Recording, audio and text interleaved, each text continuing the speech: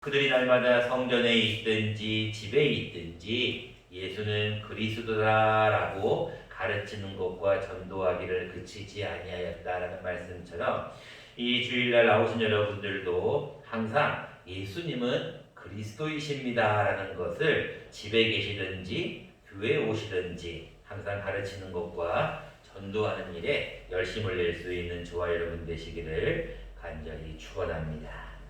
본문 여러분들이 너무나 잘 아시는 대제사장들과 서기관들 그리고 사두개인들의 당파들이 어떻게 얘기하냐면 사도들을 죽이려고 작당을 합니다. 33절입니다. 그들이 듣고 크게 노하여 사도들을 없이 하고자 했어요. 자, 왜 갑자기 제사장들과 사두개인들 이 당파들이 왜 사도들을 갑자기 죽이려고 했을까? 사실 여러분들 오늘 본문을 다 읽어보셔야 되는데 5장 전체를 시간 관계상 제가 33절부터 읽었는데 내용은 이런 내용입니다. 하나님께서 사도들에게 복을 주셔서 축복하셔서 사도들이 많은 표적과 기사와 이적을 일으킵니다. 5장 12절입니다. 사도들의 손을 통하여 민간의 표적과 기사가 많이 일어나매 믿는 사람이 다 마음을 같이하여 솔로몬 행각에 모였어요. 심지어 15절에 보니까 어떤 말씀이 있냐면 병든 사람을 메고 거리에 나가 침대와 요유에 누이고 베드로가 지나갈 때 그 베드로가 그림자라도 누구에게 덮일까를 어떤 사람들이 바라고 있는 거예요. 여러분 그 정도로 사도들을 통하여 하나님께서 많은 표적을 일으키시고 병고침을 일으켜요. 그러니까 수많은 사람들이 예수를 믿고 사도들을 따르고 수많은 사람들이 귀신도 나가니까 많은 기적이 일어나는 거예요. 근데 그 일을 딱 보자 그 지도자였던 그 당시에 대제사장들과 사두개인들의 당파가 마음에 뭐가 있었냐면 시기가 생기는 거예요. 17절 말씀입니다. 대제사장들과 그에 함께 있던 사람 사두개인의 당파가 다 마음에 시기가 가득해요. 여러분 이게 무슨 얘기냐면 기존의 대제사장이면은 율법을 전파하고 복음을 증거했던 어떤 사람들이 있었단 말이에요. 기존의 세력들이. 근데 새로운 어떤 세력들이 나와가지고 막 기적을 일으키니까 이 둘 가운데 시기가 생기는 거예요. 먼 돌이 먼 돌을 이렇게 막 뺀다는 말이 있잖아요. 여러분들 새로 온 돌이 기존에 있는 돌을 막 빼려고 그러는 거예요. 그러니까 대제사장들과 사두개인들이 시기가 가득해가지고 사도들을 옥에 가두었어요. 자, 옥에 가두어가지고 그들을 이제 신문하려고 하는데 하나님께서 가만히 놔두지 않습니다. 하나님께서 그 감옥에 갇힌 사도들을 하나님께서 건져주셔요. 구해주셔요. 근데 문제는 뭐냐면 옥은 아무런 문제가 없이 옥은 든든하게 잠겨있고 지키는 사람도 문에 딱 있고 다 똑같이 있는데 사람이 갑자기 슉 사라져버린 거예요. 사람이 갑자기 안 보여요. 그리고 어디가 있었냐면 이 사람들이 새벽에 사람들 앞에 가서 복음을 증거하고 있는 거예요. 큰일 났다. 이제는 보니까 사도들이 갑자기 사라져버린 거예요. 옥에 갇혀있는 사람들이 갑자기 사라져버린 거예요. 그리고 그들이 가서 복음을 증거하는 걸 보니까 놀라는 거예요, 다들. 그러면 이들이 계속해서 복음을 증거하니까 그 당시에 제사장들이 화가 나는 거예요. 그래가지고 더 이상은 안 되겠다. 사도들을 죽여야겠다. 없애야겠다라고 딱 작당을 하는 거예요. 근데 그때 또 누구 한 명 나타나냐면 바리새인 가말리엘이라는 사람이 딱 나타나가지고 중재를 합니다. 여러분 하나님도 도우시지만요 사람도 도우셔요. 하나님의 뜻대로 사는 사람들은요 하나님께서도 갑자기 유체이탈같이 해가지고 감옥에 다른 건 다 있는 사람이 슉 사라져가지고 복음을 증거하게 만들고 또 사람도 도와주는 거예요. 가말리엘이 율법 바리새인인 가말리엘이 뭐라고 얘기합니까? 결론은 이런 내용이에요. 야 내비둬봐. 죽이려고 하지 말고 좀 내비둬봐. 결론은 뭔 얘기냐면 어떤 드다라는 사람과 갈릴리의 유다라는 사람도 내비두니까 이들이 하나님의 뜻대로 났으면 설 것이고 사람의 뜻대로 나면 없어질 거 아니냐. 그냥 내비둬 보라는 거예요. 결국은 그 이야기를 듣고 제사장들이 사도들을 불러서 채찍질하고 예수의 이름으로 말하는 것을 금하고 풀어줍니다. 결국은 그들이 풀려나자마자 그들은 하나님 앞에 능력받는 걸 기뻐하면서 성전에 있든지 집에 있든지 예수는 그리스도라고 가르치고 전도하는 것을 열심히 했다라는 게 본문의 내용이에요. 자, 여러분들이 이미 다 알고 있는 이제 말씀 제 3원리 여러분들은 이제 많이 들었을 거예요. 이제 다음 주까지 이제 3원리가 곧 마치겠는데 여러분 3원리가 뭔지 다시 한번 여러분들 기억하시나요? 누가 우리의 죄를 해결할 수 있는 유일한 길이라고요? 맞아요. 이제 많은 분들이 기억하셨어요. 자, 자막을 보시면서 다시 한번 우리 같이 한번 읽어보도록 하겠습니다. 같이 읽어보겠습니다. 시작. 예수 그리스도만이 당신의 죄를 해결할 수 있는 유일한 길입니다. 누구만이요? 예수 그리스도만. 여러분들이 제1 원리는 하나님의 사랑과 계획이고요. 제2 원리는 당시 여러분들의 죄의 문제였어요. 근데 이 죄의 문제를 해결할 수 있는 유일한 길은 누구밖에 없어요? 예수 그리스도. 여러분 잘 아시는 말씀, 예수께서 이르시되 내가 곧 뭐라고요? 길이라. 내가 뭐라고요? 진리라. 내가 뭐라고요? 생명이라고 했어요. 자, 여러분들 그러면서 여러분들 지난주까지 뭘 배웠냐면 예수가 뭐냐? 예수가 누구냐? 예수의 뜻이 무엇이냐? 예수는 뭐라 그랬어요? 저가 많은 사람의 죄를 뭐 한다고요? 그렇죠. 구원할 자라. 예수님의 뜻은 구원이라는 뜻이. 여러분들 예수님이 누구인가? 예수님은 구원자. 예수님이 저가 우리를 죄에서 뭐 하신다? 구하신다. 또 저가 여러분들에게 그리스도는 무슨 뜻이라 그랬어요? 무슨 구원 받은 자? 기름 부음 받은 자. 좀 지나도 잊어버리셨죠. 자, 예수가 뭐라고요? 저가 우리를 죄에서 구원할 자. 그리스도가 무슨 부음 받은 자? 기름 부음 받은 자. 여러분 두 가지는 꼭 알아두셔야 돼요. 왜? 예수가 그리스도라고 가르쳤는데 예수의 뜻과 그리스도의 뜻은 알아야 되고. 여러분들 예수는 구원, 그리스도는 기름 부음. 근데 어떤 자에게 기름 부음 받는다고요? 구약시대에는 왕과 제사장과 선지자가 기름 부음을 받는다라고까지 제가 2주 전에 설교를 했습니다. 자, 오늘은 여러분들이 알고 있는 예수가 그리스도라는 이 사실, 예수가 그리스도라는 이 사실을 가르치기와 전도하기를 그치지 아니하였다라고 얘기를 하고 있는데, 여러분 예수가 그리스도라는 이 사실은 무엇을 가르치고 무엇을 전해야 하는지 우리에게 분명한 사실을 말해주고 있습니다. 오늘은 세 가지 정도로 함께 예수가 그리스도라는 이 사실은 무엇을 가르치고 전해야 하는지를 말씀해 주시는 것으로 함께 은혜를 나누려고 합니다. 첫 번째입니다. 예수가 그리스도라는 말은 무슨 얘기냐면 예수가 우리의 왕이시다라는 뜻이에요. 여러분 예수님이 우리의 왕이심을 믿습니까? 여러분 왕이 뭐예요? 지금 대통령이 뭐예요? 우리를 다스리는 자예요. 우리를 뭐하는 자예요? 통치하는 자예요. 여러분 우리가 하나님 앞에 나아갈 때는요 하나님이 우리의 왕이십니다 라는 뜻으로 하나님 앞에 엎드리는 거예요. 여러분 조선시대 때 보면 어때요? 왕이 출타하시면 어떻게 돼요? 수많은 사람들이 백성이 지나가다가 길에서 다 엎드리는 거예요. 왜? 왕은 하늘과 같은 존재고 우리는 뭐니까? 백성이기 때문에 그래요. 여러분 옛날에 찬송 그 복음성가를 우리가 교회에서는 부르는 걸 굉장히 조금 싫어했을 때가 있었어요. 근데 이제 새 찬송가로 바뀌면서 많은 복음성가가 우리 찬송가에 들어왔어요.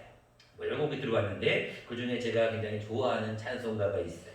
새 찬송가 38장에 있는데 여러분 찾을 시간 걸릴 것 같아서 제가 자막을 준비했어요.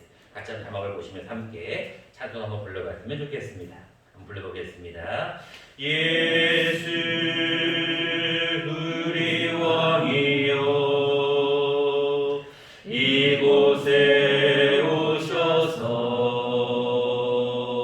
우리가 왕께 드리는 영광을 받아주소서.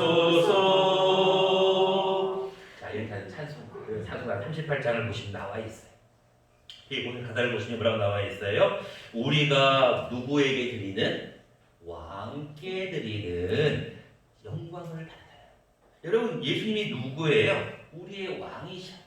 여러분 왕 앞에는요 뭘 드려야 돼요? 영광을 올려드려야 돼요. 여러분 예수가 그리스도라는 사실은 무엇이냐면 예수님이 우리의 왕이시다. 여러분 왕 앞에는 어떻게 해야 돼요? 절대 순종해야 되잖아요. 왕의 명령은 뭐 해야 돼요? 절대적으로 지켜야 되잖아요. 여러분 지키지 않으면 안 되는 거예요. 왜요? 어명이 하면 어떻게 되는 거예요? 다 끝난 거예요. 왕은 한번 딱 명령을 내리면 그걸로 다 끝난, 우리가 하나님 앞에 고백해야 될 것은 예수님이 우리의 왕이시다. 예수님이 우리를 통치하신다는 것을 믿으셔야 돼요. 두 번째입니다. 예수는 그리스도라는 사실은 무엇인가? 예수님이 우리의 제사장이시다라는 것을 믿으셔야 됩니다. 여러분 제사장의 역할은 무엇입니까? 구약시대에 잘 보시면 제사장들은요 백성들이 죄를 지어요. 그럼 어떻게 해 제사장이? 너 죄를 지었구나. 양이나 소나 염소나 비둘기나 하다못해 모든 걸 가지고 하나님 앞에 나와. 그러는 거. 그럼 제사장이 딱 그걸 갖고 와서 어떻게 해요? 짐승 앞에 머리를 탁 걷는 거. 그러면서 뭐 해줘요? 기도해줘요. 그러면서 뭐라고 합니까? 너의 죄가 이 짐승에게 옮겨졌다. 그러면서 너의 죄를 용서해 주는 역할을 하는 게 바로 제사장이에요. 여러분 제사장은요 어떤 일을 하는 거냐면 하나님 앞에 백성을 대신해서 예배를 드리는 자예요. 여러분 사실 예배는요 목회자가 인도하는 게 아니에요. 하나님 여러분 잘 아시는 말씀이 있어요. 하나님은 뭐이시니? 영이시니. 예배하는 자가 뭐하고 뭐로 예배할지라? 영과 진리로 예배할. 여러분 예배는요 하나님 앞에 영으로 드려야 돼요. 어떤 분은 그렇게 얘기합니다. 어떤 교회 갔더니 뭐 어떻게 하고 어떤 교회 갔더니, 여러분 이게 중요한 게 아니에요. 하나님 앞에 예배 드리는 자는 단 한 명이 모여있든 두 명이 모였든 하나님 앞에 영으로 드리는 것. 하나님이 이 예배의 주인이 되어 주십시오. 하나님이 이 예배를 인도하여 주십시오. 여러분 구약시대의 제사가 오시장에 뭐예요? 예배하고 똑같은 거거든요. 예배는요 우리 목회자가 인도하는 것이 아니라 하나님 즉 성령님께서 예배를 인도해 달라고 기도하세요. 그런 분들은요 예배 드리는 자세가 달라져요. 왜? 하나님이 예배를 인도하시 달라고 기도하는 건데 우리가 하나님 앞에서 예배를 드리는데 사람이 누가 나를 볼까? 어떤 사람이 어떻게, 이게 중요한 게 아니거든요. 그리고 하나님 앞에 예배를 드릴 때는 예수님은 우리의 제사장이시다. 예수님이 우리의 모든 제사를 대신 인도하시고 우리의 모든 예배를 인도하시는 분이시다라는 것을 우리가 꼭 믿어야 한다는 겁니다. 마지막입니다. 예수가 그리스도라는 사실은 어떤 것을 우리에게 말씀하시느냐? 예수가 곧 선지자라는 것을 우리에게 말씀하셔요. 여러분 예수님이 선지자라는 것, 선지자가 과연 뭐지? 많은 사람들이 왕은 대략 이해를 하죠. 제사장, 우리를 위해서 예배할 대신 제사를 드려주는 분, 끝까지 이해가 돼요. 근데 선지자가 무슨 뜻이지? 자, 여러분 이렇게 한번 읽어볼까요? 성경에 나와 있는 최초의 선지자가 누구일까요? 여러분 구약에 나와 있는 수많은 선지자들 가운데 최초의 선지자가 있어요. 누구였을까요? 하나님께서 그를 보고 최초의 선지자라고 얘기를 했어요. 자, 우리가 여러분들이 잘 모르실 것 같아서 자막을 준비했습니다. 같이 한번 읽어보도록 하겠습니다. 시작. 이제 그 사람의 아내를 돌려보내라. 그는 선지자라. 그가 너를 위하여 기도하리니. 안 나오네. 나오나요 이제? 다시 한번 읽어보겠습니다. 시작. 이제 그 사람의 아내를 돌려보내라. 그는 선지자라. 그가 너를 위하여 기도하리니. 창세기 20장 7절 말씀인데 여러분 그는 선지자라가 누구일까요? 맞아요. 아브라함이에요. 여러분 하나님께서 최초의 선지자라고 명령하는 자가 아브라함이었어요. 아브라함 보고 야 너는 선지자다. 이 내용이 무슨 내용인지 여러분 대략 아시죠? 여러분들 그의 아내 사라를 돌려보내라는 거예요. 누이라고 속였던 것을 보고 아니다 너는 돌려보내라. 아브라함 그는 선지자라는 거예요. 여러분들 선지자가 하는 일이 뭐라고 나와 있어요? 분명히 그가 너를 위해서 뭐 한다고요? 기도한다. 여러분 선지자는 무엇이냐면요 여러분들을 위해 기도하는 자. 먼저 하나님의 뜻을 알고 나서 여러분들 위해 기도하는 자. 여러분들 예수님께서 뭐라고 말씀하셔요? 여러분들을 위해서 기도하실 때 뭐 할 수 없는 탄식으로 여러분들을 위해서 간구하신다 그랬어요? 말할 수 없는 탄식으로 여러분들 위해 기도하고 있어요. 여러분 아까 예수 우리 왕의 찬송 불렀던 것처럼 당신이 지쳐서 기도할 수 없고 눈물이 빗물처럼 하염없이 흐를 때 누군가 널 위해 뭐 한다고요? 기도하고 있어요. 이게 어떤 역할이냐? 이게 선지자의 역할이에요. 본문에 나와 있듯이 그가 너를 위하여서 뭐하리? 기도하고 있대. 여러분들 선지자의 역할은 뭐냐면 여러분들 위해 기도하고 있는 거예요. 여러분 하나님 예수님께서 여러분들에게 나는 선지자라는 얘기는 뭐냐면 나는 너를 위해서 기도한다는 뜻이에요. 우리가 연초에 신년 축복 성회를 해서 우리가 온라인으로 영상 예배를 드렸습니다. 일주일 정도. 이제 연말이 되었습니다. 연말이 되어서 올해는 또 우리가 다니엘 기도회라고 하는 어떤 기도회를 내일부터 우리가 처음으로 한번 시작해 보려고 합니다. 여러분 다니엘에 대한 내용은 제가 이미 여러분들에게 중요한 행사가 있을 때 여러분들에게 이미 특별 새벽 기도회를 통하여서 이미 전체를 다 한번 설교한 적이 있습니다. 다니엘에 대한 가장 중요한 내용 한 가지가 있어요. 다니엘은 하나님 앞에 뜻을 정하여 세 일회, 즉 21일 동안 기도를 하는데 그 세 일회를 기도할 때 가장 중요한 하나의 단어가 있어요. 무슨 단어일까요? 다니엘은 무엇을 정하여 하나님 앞에 기도했을까요? 네, 뜻을 정했어요. 뜻. 무슨 얘기냐면요. 하나님 앞에 다니엘은요. 21일 동안 세일 동안 기도할 때 뜻을 정했어요. 자, 여러분 뜻이라는 게 뭐예요? 자기의 어떤 뜻, 자기의 계획 이런 거예요. 근데 그 뜻이 과연 하나님의 뜻과 맞느냐? 그 뜻이 하나님의 뜻이냐? 이거를 물어보기 위해서 기도하는 거예요. 여러분 이제 2021년도가 됩니다. 여러분 2021년도가 되면 여러분들은 어떤 계획이 있습니까? 사람마다 다들 여러분들 계획이 있죠. 올해는 특별히 어려웠던 시기라고 많은 사람들이 얘기를 하면서 2021년도에는 어떤 새로운 무엇인가를 우리가 계획하고 있어요. 이제 우리 유천교회에도 이제 하나님께서 제가 이제 온 지도 3년째가 되기 때문에 여러분들이 다시 한번 이 목회자의